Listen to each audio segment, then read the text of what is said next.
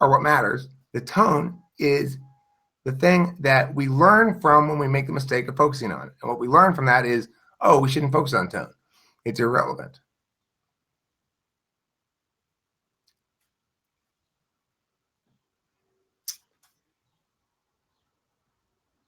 I mean, I think the blue circles argument is the strongest here. That when I'm doing that stuff, I'm being less understandable in terms of the ideas because I'm going too fast, or I'm mushing the words together because I'm yelling too much or something, or it's affecting the mic's audio quality. Those are all good arguments to make. Those are legitimate arguments. The fact that you don't like yelling suggests to me that what you need to work on is that, not anything else, because it shows me that you're prioritizing the wrong things. I gotta poop. Adderall's kicked in. That means I gotta poop. Adderall pushes poop out my butt.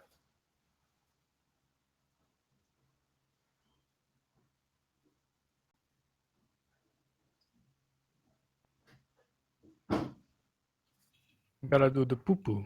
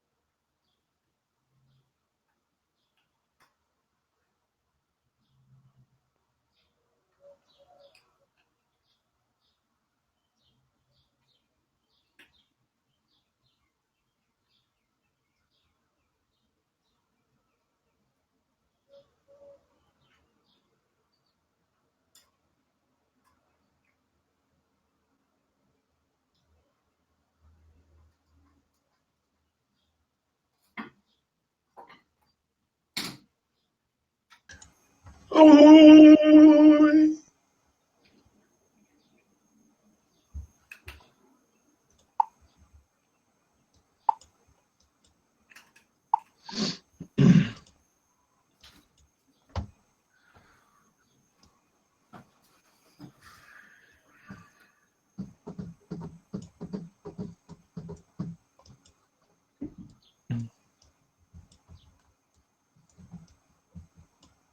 Okay, well, probably if they're yelling, either they're wrong or they're right is the thing to take away from that, Steve.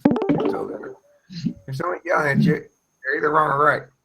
Everyone What you need to focus on is that. That's what you need to focus on.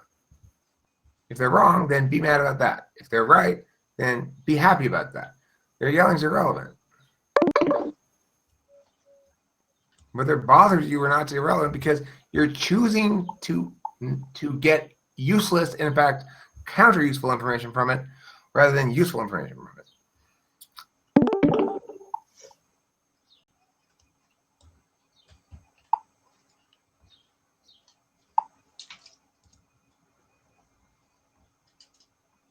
Well, no, casual, not everything's right or wrong. Not everybody's right or wrong. There are lots of things in which there's not a binary distinction like that. That's why it's very important that we are able to distinguish between things where exclusivity is at play and things where exclusivity is not at play. When exclusivity is at play, you have a binary choice, and if the two things are in dispute, if there's a conflict there, then one person is necessarily right and the other person necessarily wrong. Now, a lot of times, what happens is a larger point may not fall into that framework of absolutely right or wrong, but when we parse it out and we take down the individual points and figure out what's actually underneath it, we can parse out each of those individual points as a binary thing, and then we can be, okay, well, you're wrong here, you're right here, you're wrong here, wrong, right, wrong. And then we go, now as a whole thing, now let's look at the logical link chain and see what it does to the impacts. Oh, this link was turned, therefore this impact is turned. Okay, so that's the outcome. It resolves just like a fucking algorithm. It is not subjective at all. That's the thing to remember. It is not subjective at all. What is? Argument chains. And so when Casual says everything's not either right or wrong, I agree with him. But he's strawmanning me. I never said everything's right or wrong. I actually correctly taxonomy arguments. I say some of them are permeable, which means you can do both. They're not mutually exclusive. They can be permuted. Some of them are non-permutable because they are mutually exclusive. You said mutual exclusivity is how we get from a vague wrongness to a precise rightness. You said when someone is yelling, they are either right or wrong. That's what you said. Because at that point, if they're yelling, there's a point in dispute. But that's what you said. Yes, because there's a point in dispute clearly, right? Now, okay, let me clarify. Let me go back and add a few more words. When people are yelling about a point in dispute, one of them is right or one of them is wrong. Now, the person who's yelling might be wrong because it's not actually a binary point. There's not actual mutual exclusivity. That might be why he's wrong. But that's why it's important to manage the framing levels carefully so we can understand that rightness and wrongness does apply. It just might not apply at the contention level. It might apply at the framework level or the meta framework level. Yelling in general is irrelevant to the argument. What's that? Yelling in general is irrelevant. Yelling's irrelevant? I agree. That's why I don't ever use it as an argument.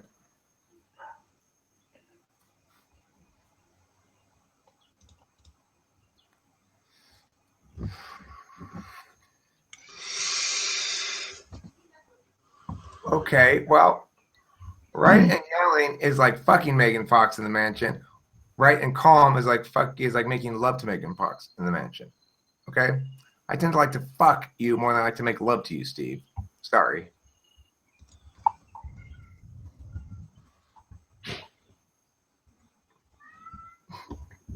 Okay, I don't even know who Megan Fox is exactly, but that's not the point.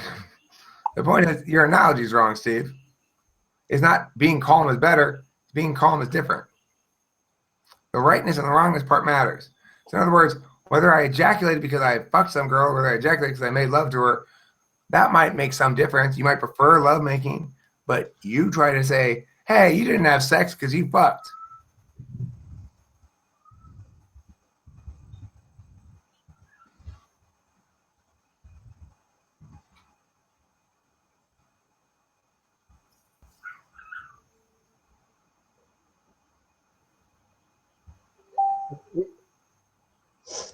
I know you weren't saying that. I was correcting what you were saying. Oh, I haven't finished encoding it. It should take time. I was gonna put some narration over it explaining what was happening in terms of FE failures and stuff. So, But Eric, listen to this. It's what Matthew said earlier. I stopped being a pussy and finally saw. Oh, no, not this one.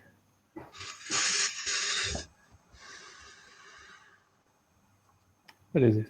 When I hear yelling, it puts me into a defensive mode, therefore helping me in an argumentative situation. well, that's good. I mean, that's what we That's want to. SE. That's how we want to engage people. Where we say, That's SE, Oh. isn't "What's that?" it? SE. That's SE. That's SE. Yeah. In a defensive mode when you encounter argumentation. Like they feel like energized when someone is challenging them. Right. So that's why we need to put them in that situation, because their reflexes leads them to wrongness, and so they need to be desensitized and trained to do other things reflexively, to think about arguments differently. At the very least, they need to experience the natural consequences of arguing incorrectly, which may include some yelling.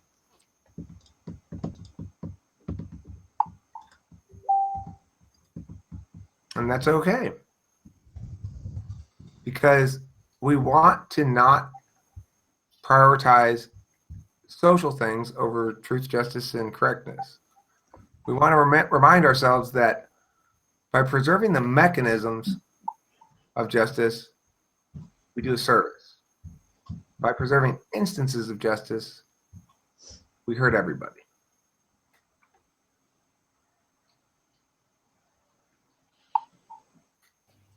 Yeah, also the other video, you didn't put it up yet. Which Like, one? You have 2 videos pending now.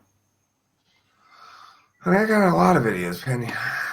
What do I have open up for red vote right now? The one that we don't know about, we don't consider them because they're like you're the one who knows You're talking about about them. the motherfucker video? What did you say? You're talking about the motherfucker video? Yeah, that and the other one that is when you were talking. The other one you just have to snap it from the raw room when you were explaining the model. Oh, that one, right? Yeah, I have to get the next. I got the 2 leading up to the good part, and I have to find the good part again. That one I don't have downloaded right now, because but I want to get that one, because when everybody says to me at the end of me saying something, Eric, you did a good job there, Eric. You should cut that into a video.